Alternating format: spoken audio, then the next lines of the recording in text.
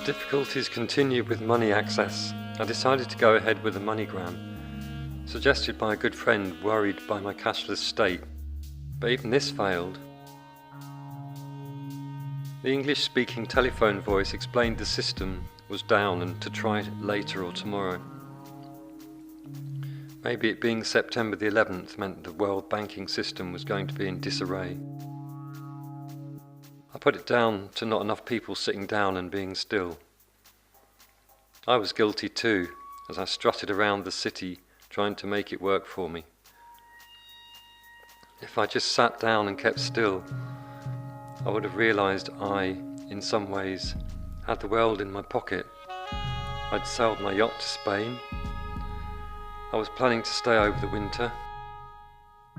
I even seemed to be countering the slight back pain I felt by maintaining correct posture at all times. I had friends emailing, SMS texting and phoning with offers of help with my money situation. I had a chart of Portugal waiting for me in Las Camarinas, as well as 2 special friends aboard a beautiful Warham catamaran there. The only thing now stopping me sailing around to Las Camarinas was the weather forecast. A southerly force 7 was not at all good. The barometer had been falling for 3 days. However, it had started to slowly rise.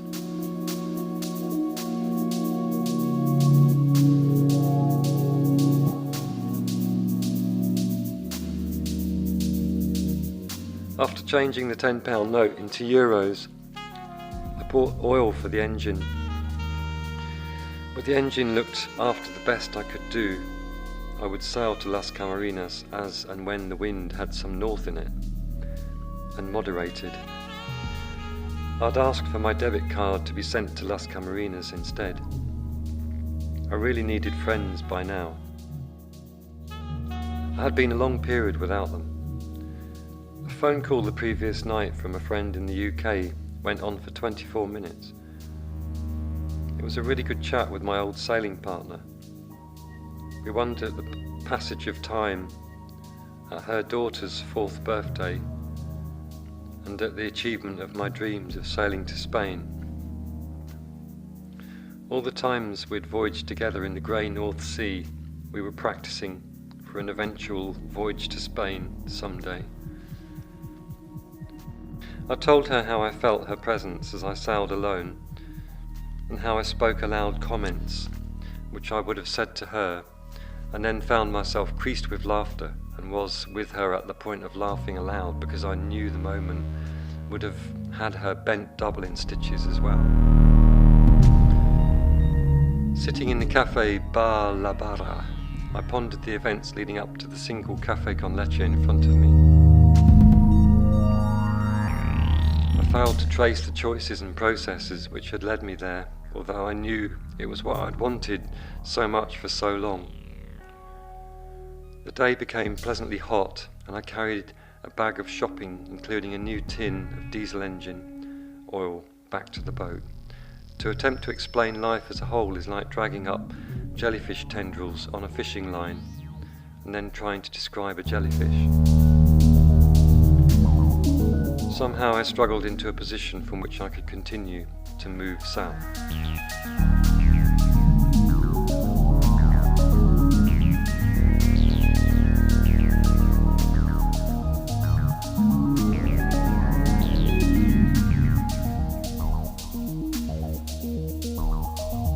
With oil in the engine, a decent weather forecast and food on the boat, I sailed out of La Coruna on a misty morning.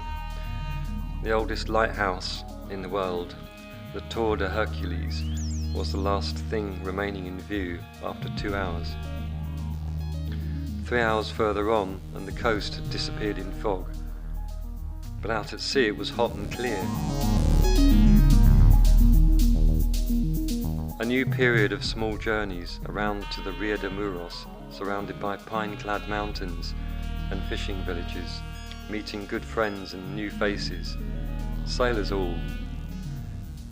There were islands, the Islas Sisagas, a villainous-looking cape, Cabo Villano, on the way to the Ria de Camarinas. Camarinas, a village harbour, in a glacial estuary contained two major sources of joy. There was Piece 4, the catamaran from Bristol Marina with Anne and Nev aboard. I was quickly treated to a home-cooked apple cake and a square meal. In the morning, I was taken for a trip to the local supermarket and supplied with local cheese, chorizo, apple juice, butter, nuts, fresh local bread, and a load of delicious fruits. I felt thoroughly looked after, and I had reached the end of a distinctly lean period. My debit card had arrived at the Camarinas Yacht Club, so now I had friends and cash. Both friends and money build in intensity if nothing is drawn from them. I had not spent any money since leaving Wales, apart from about £60 I had in my purse. My bank account had been untouched for over 3 weeks. Neither had I been with any friends for the same period. Storm Petrel was stocked with delicious local food, scrumptious peppery chorizo, a whole soft white cheese with a will to be eaten, and Maria bread, a circular rustic loaf, tasting good with the first two. I had fruit juices, butter, tins of lentils with sausage, fruits to rival the Corona peaches, and vegetables enough to feed a Viking.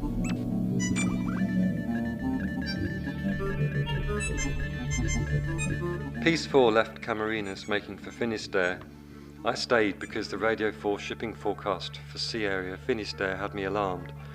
It was for easterly winds of force 6 to 7, occasionally 8. Anne and Nev had a much larger boat which could stomp along through force 8 winds. Storm Petrel was tiny in comparison, and winds of force 8 made really heavy going. Anne and Nev also knew from experience that the UK shipping forecast regarding Spanish waters was more representative of the area well offshore rather than the coastal regions. They left, and I felt empty and disappointed in my own conservatism.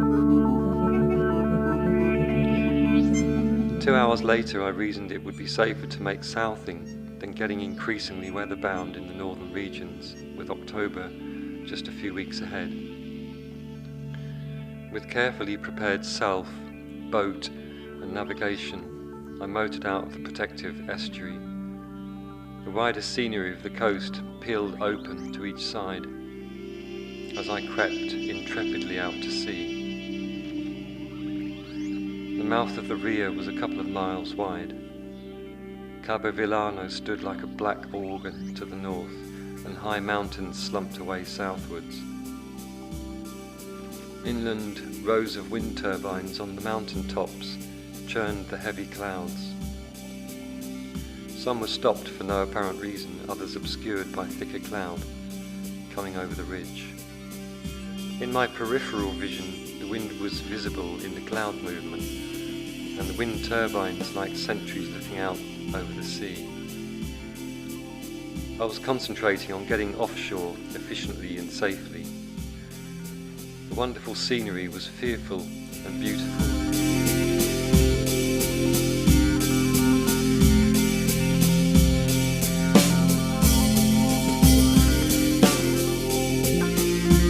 I caught up with Piece 4 in the Ensenada de Sardinero, a small bay sheltering in the lee of the great Cabo Finisterre. To have rounded Cabo Finisterre was to have reached the real west coast of Spain. From now on, the coast plunged southwards right down to Cabo São Vicente. After Cabo Finisterre, Anne and Nev seemed to relax and began real cruising. We moved south in easy day sails of 20 or 25 miles. Warm, placid seas swarmed with fish, fishing boats and seabirds. We entered a region of mountains covered in pines, rocks and wind turbines. Occasionally a cloud-filled valley gave the scene drama perspective. The coast of northwest Spain, Galicia, is known as El Costa del Mort, the coast of death. High rugged cliffs and offshore reefs of rock and sandbanks make for challenging pilotage.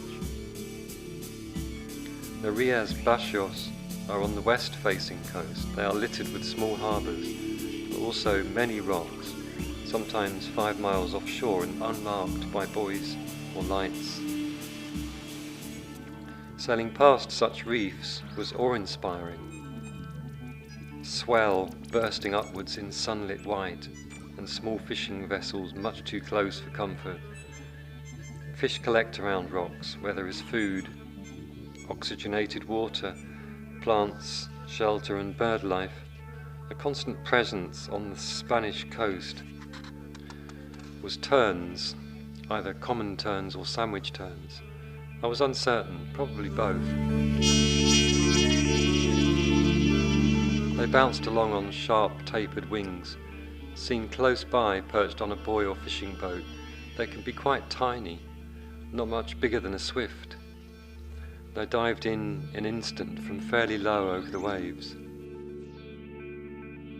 Gannets plunge from much higher and head straight downwards with wings in a W shape. The birds at sea drew my attention and gave me endless pleasure with their dives.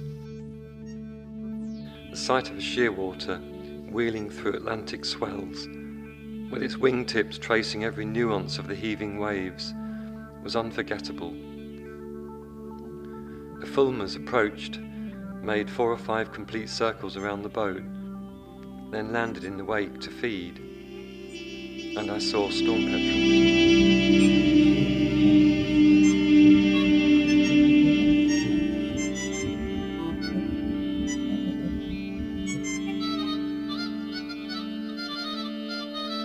Biscay came back to me in tides of awe.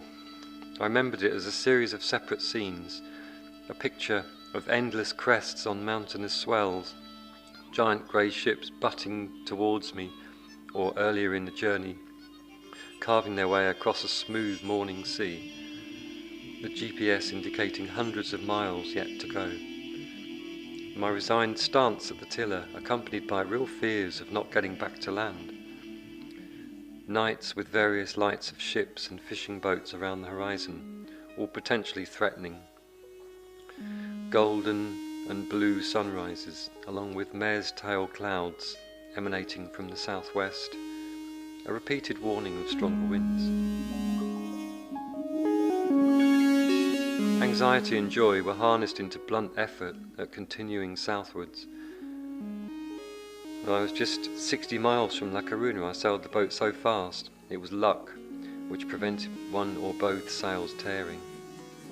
The final 30 miles had me careering along at 6 knots, crashing through the occasional cross sea in the dark.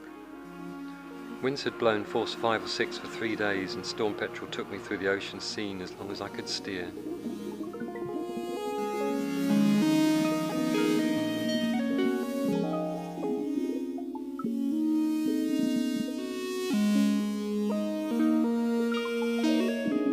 In the stronger winds of the second half of the voyage, I was unable to make the steering sail work, and I stopped to sleep under the watch of a kitchen timer. Storm petrel averaged 3 knots, 24 hours a day, for 7 days. I managed 5 hours sleep per day, taken in 15-minute snatches and controlled by the battery-powered kitchen timer. If I took out the hours spent heave-to, the journey proceeded at 3.7 knots. This was more or less what any yacht will average on a long passage. If I had been able to use proper wind vane self-steering, the journey may have been shortened to under 6 days. Piece 4, at 46 feet long, had 4 people aboard. They made it in under 4 days. Catamarans are fast sailing boats, and their average speed was over 6 knots for the whole journey. Anne and Nev were very pleased with the boat they had spent the past 4.5 years building. Cruising in company with them, I had the chance to watch Piece 4 rising and dropping in the Atlantic swells, sweeping along like a great bird, a wonderful sight. One June day I had cycled into Bristol Marina with vague plans to sail the Bristol Channel. When I saw a long thin boat on an articulated lorry, I thought, what, a narrow beam for a yacht? Then I saw another one like it on a second articulated lorry and realised it was a Warren catamaran in build. Little did I know the way this boat and her builders' owners would touch my sailing career. It was amazing to see the same boat anchored next to Storm Petrel in a wild Spanish ria and think how dreams can become real. Amazing.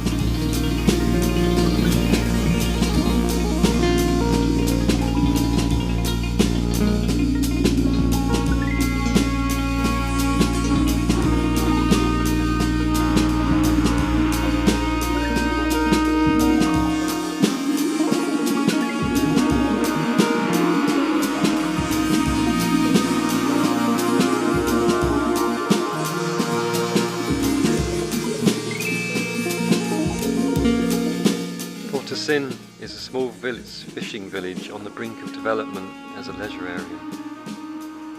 I crossed the Rio de Muros to anchor there because the last few days of wind and rain had left me frustrated.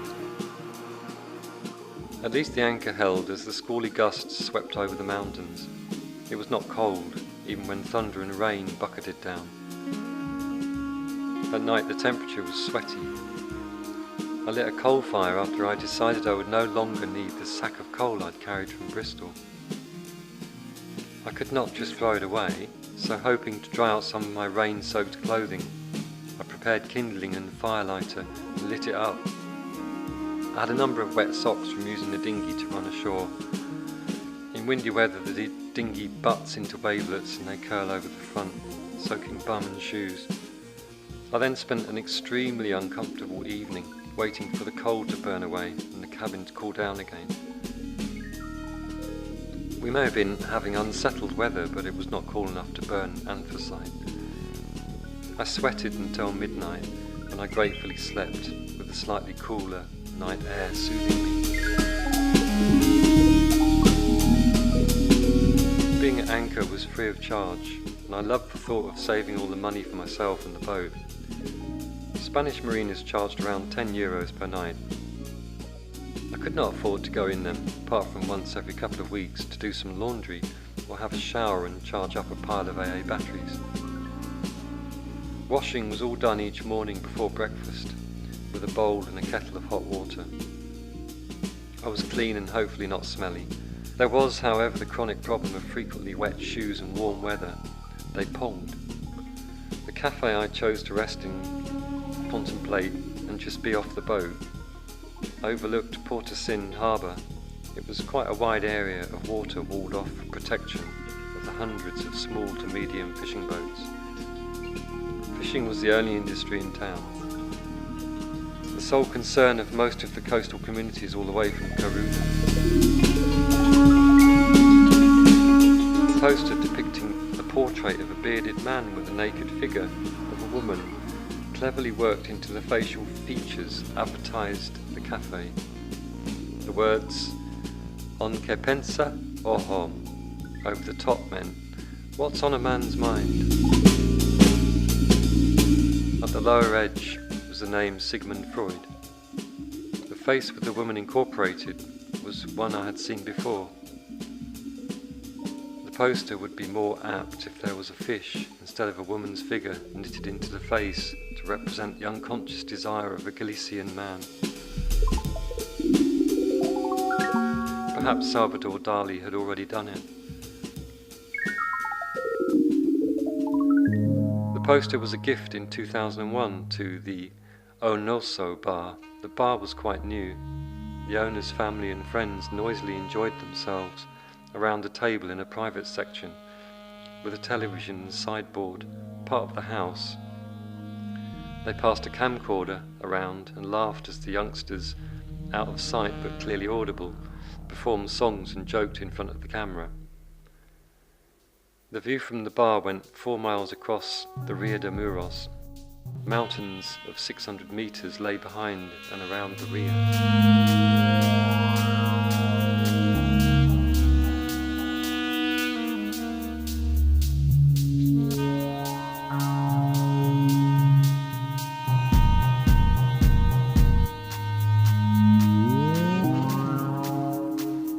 The weather was dry and hot, and the sky clearer than recently. Being in a relaxed mood, I decided to buy and write several postcards. I saw a small newsagent and went inside to choose cards. Postcards were not available. Port-to-Sin was so ungeared to tourists. The gecko index remained at 0. A tiny church lay in a small wooded valley which met the port. Walls of rough-hewn granite made me look for the movement of lizards in sunny patches. But alas, none were to be seen. In Muros there was an iguana in the front window of a pet shop. Bright-eyed and clear-skinned, it was fairly young. Price was €90. While this sighting sent reverberations through the gecko index, there was yet to be a sighting of a wild reptile. The gecko index would tell me when I was far enough south to stay the winter months. I would not be really happy until I saw a gecko.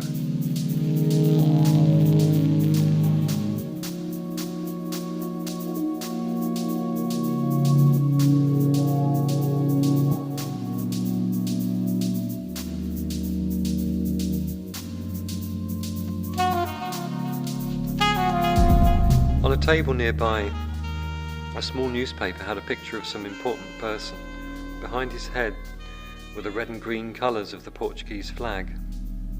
There was an interesting separateness between Spain and Portugal, and I wondered how interested the Spanish were in what happened in Portugal. I was going to buy a Spanish mobile phone, but realised the cost would be very high if I used it in Portugal. I would be on roaming, and paying as much as my UK mobile cost on roaming. The border with Portugal was only about 40 miles to the south. Yet it had a different feel entirely. The language, music, politics were all distinctly at variance with Spain. The geography changed exactly at the Spanish-Portuguese border. The coast lost its mountains and cliffs, flattening out to hundreds of miles of low-lying sand. There were no rias to explore. Instead there were either artificial harbours with marina berths for yachts or river estuaries. The latter were hazardous in onshore winds due to swell. As the Atlantic waves reached the shore, they steepened and broke or rolled heavily. Most Portuguese harbours had some sort of bar at the mouth, making them dangerous with heavy swell. I thought about calling my dispatches El Gecko, notes on how it feels to be tenuously clinging onto the wall we call life. My mission would be to find out, through the medium of El Gecko, whether there exists an easier and more enjoyable way of clinging to the wall, and whether a bit of winter sunshine would be the answer to life's woes.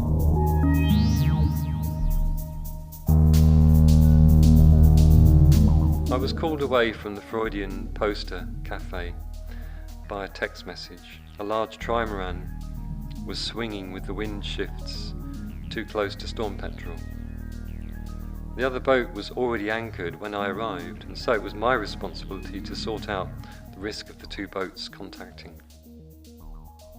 Piece 4 was at the Port-to-Sin anchorage too, arriving before me, having been driven out Muros by a mixture of boredom caused by days of wind and rain, and a too shallow position. Since we had arrived, the tides had moved into a phase with increasing rise and fall. It would be a full moon at the weekend.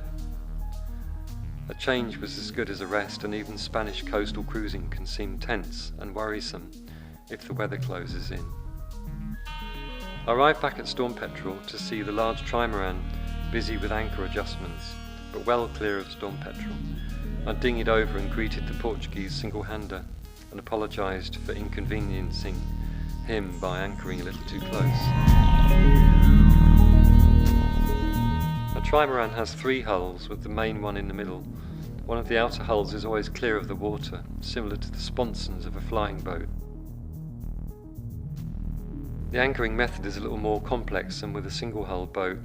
There is a need to have brace ropes attached to the armours, the outer hulls, in order to prevent the large, light boat ranging around on its anchor. They use rope instead of chain to hold them due to its lightness, but it needs to be very much longer. This fact was what I'd neglected to observe when I carefully chose my anchor spot. Pulling 30 meters of heavy chain out of the Spanish mud and moving the boat made me hungry. For tea, I tried the local tinned shellfish called mejillones, mussels in a rich orange-coloured oily sauce. They were harvested by large boats with hydraulic grabs. These worked amongst the hundreds of viveros, floating rafts with ropes hanging vertically downwards to which the mussels attached themselves and grew.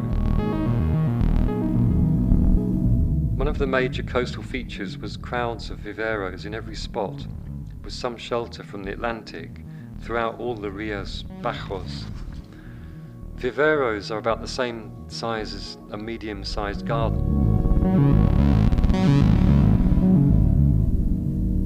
Gulls squawk the days away sitting on the flat islands, and occasionally a heron rests amongst them, looking miserable and outnumbered. A cheerful, uplifting sight were white egrets which chose quieter, more charming locations to gather and fish. Always back to the fish. The fish seem to be enchanted by their own abundance.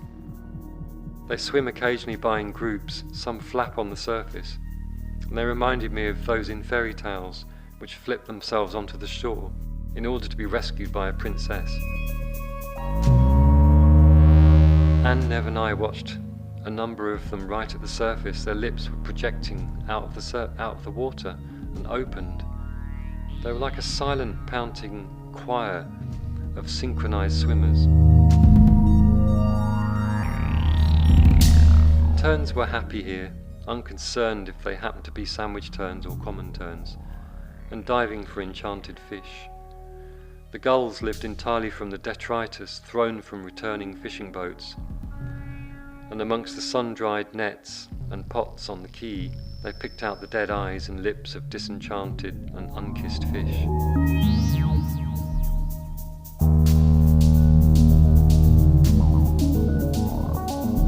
The designs of working boats changed with each different ria we entered. La Coruna was a hodgepodge of adapted pleasure boats, urbane and capable of sweeping past and leaving a tea-spilling wake. In Camarines they were most attractively shaped, traditional wooden open boats with a sweetly curving sheer from stem to stern. They had a flat bottom, like a dory, to get onto a plane in order to make speed out to sea through the long ria. In Muros they had much broader sterns and less sheer. They were all painted in bright colours and looked very well maintained. 99% had newish Yamaha outboard motors. The Spanish boats here had evolved in accordance with the warm climate, as well as the ever-present Atlantic Ocean. In the UK, I'd often seen decrepit, rusting, unkempt fishing boats put to sea.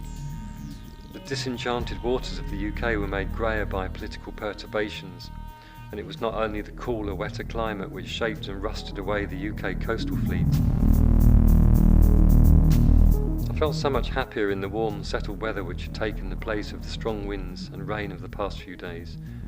A low-pressure system was situated in Sea Area Finisterre, recently renamed in the UK shipping forecast to Fitzroy, after the Admiral who started weather forecasts for shipping. The barometer was rising, the wind had veered to the northwest, and the sun was out. I was optimistic, and the fish once more flopped onto the surface of the water, inviting kisses to turn them back into princesses or princes. I watched a smartly kept vessel, painted bright blue with a bold white stripe along the sheer, leave Portocin harbour. It had a brand new hydraulic grab, and ploughed out of the harbour entrance at speed. The crew hollered and laughed with the occupants of a small open fishing boat as they bounced and leapt in the wash. Long after the voices had died away, the bow waves scrolled into the distance of a warm evening.